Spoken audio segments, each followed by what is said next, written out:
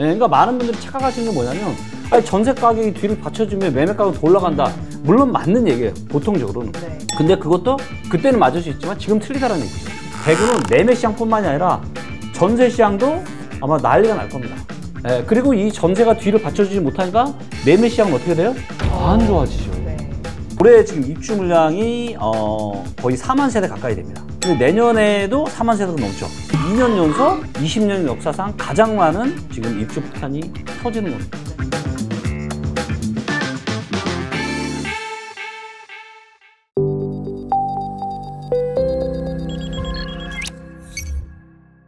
대표님, 제가 네. 지난주에 대표님께 전화를 드려서 네. 저희 촬영 일자가 또 임박해졌으니 네. 이번엔 또 어떤 놀라운 얘기를 들려주실 거냐 네. 이렇게 말씀해달라 했더니 네. 전세 시장에 대한 얘기를 하셨어요. 아, 네. 네, 매매 시장 붕괴에 이어서 네. 이제 실수요 시장인 전세 시장도 무너지고 있다. 네. 이런 얘기를 좀 해보는 게 어떨까 하셨는데 네. 대표님, 이게 대체 뭐 어떤 이야기인가요? 그러니까 보통은 이제 부동산 시장에서, 그러니까 거주의 문제에 있어서는 선택지가 두 개밖에 없어요.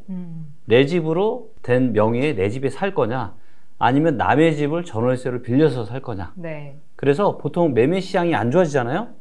그러면 사람들의 수요가 어디로 몰리냐면 전월세로 몰려요. 네.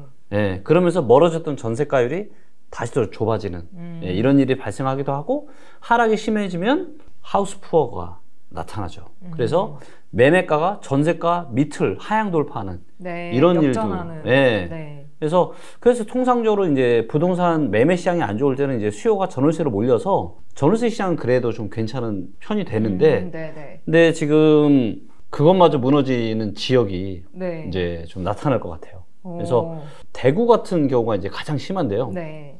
대구는 이미 이제 매매 전세 꺾이고 있었는데 이제 전세 시장마저도 이제 엄청난 혼돈의 도가니 속으로 지금 들어갈 것 같아요. 네. 자, 이제 요 데이터가 이제 그 대구의 네. 매매 수급과 전세 수급이라고 하는 데이터예요. 네. 그래서 이제 보시면 매매 시장은 이제 계속 이제 분위기가 엄청나게 안 좋아지고 있죠. 그래서 2021년 3월, 4월부터는 이제 보시는 것처럼 이제 100m로 떨어지면서 매도세는 많아지고 매수세는 거의 없죠. 네. 그래서 매매 시장이 안 좋잖아요. 네. 그래서 매매 시장이 안 좋으면은 어디로 사람들이 몰려요? 전세로 몰려요. 그러면서 전세 시장은 이렇게 빨간불이 들어와야 되는데 네. 지금 대구 같은 경우는 지금 전세 시장도 파란불이 막 들어왔죠. 그러네요. 네. 그러네. 전세 시장, 그러니까 대구의 전세 시장에도 파란불이 들어왔다는 얘기는 뭐냐면 수요보다 전세 공급이 더 많은 거예요. 공급이 수요보다 더 많으면 가격이 어떻게 되죠? 떨어지죠. 떨어지죠. 네. 네, 그래서 이것이 의미하는 바는 뭐냐면 대구의 전세 시장마저도 이제는 가격이 약세를 보일 거다. 이거는 상당히 이례적인데요. 그 이유가 뭐냐면 네. 바로 이제 요 입주 물량 때문에 그래요.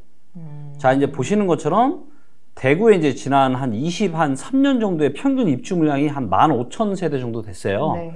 근데 이제 올해 한 2만 세대 정도 됩니다.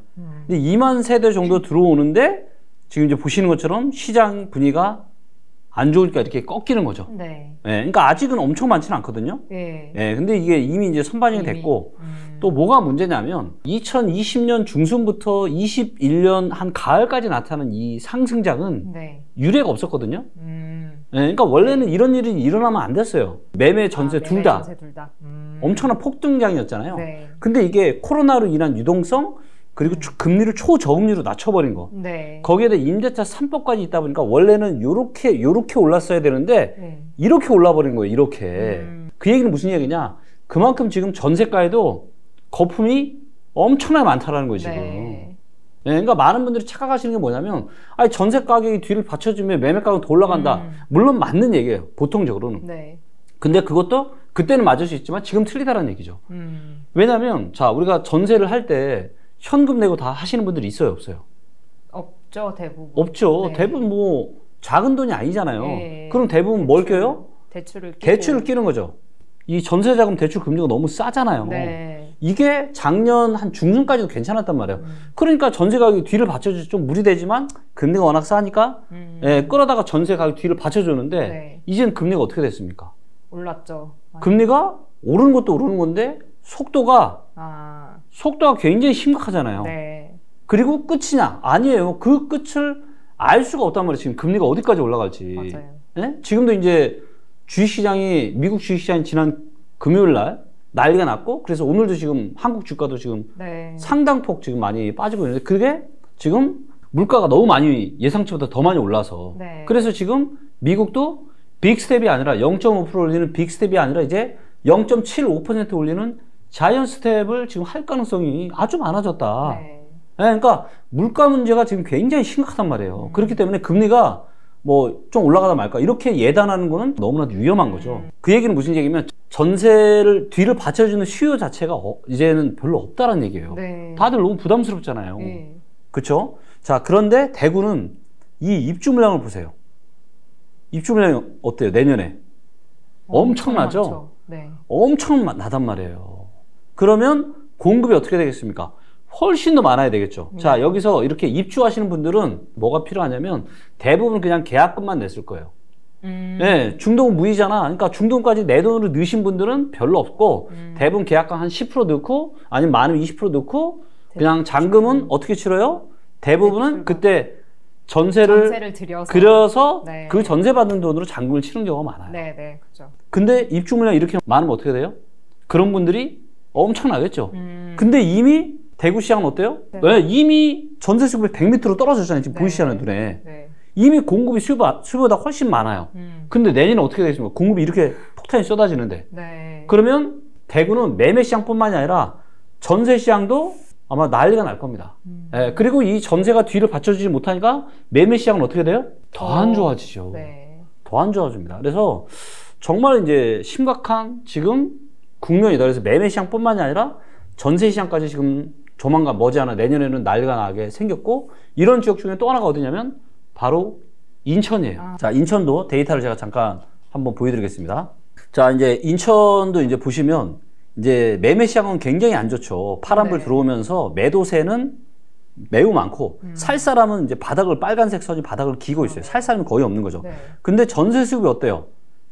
그래도 한 130 정도 됩니다. 100보다 네. 높아요. 즉 아직은 공급보다 수요가 더 많은 겁니다. 네, 대구보단 좀 나은. 네, 나은 상황이에요. 네. 근데 이제 지금은 그런데, 자, 올해 지금 입주 물량이 거의 4만 세대 가까이 됩니다.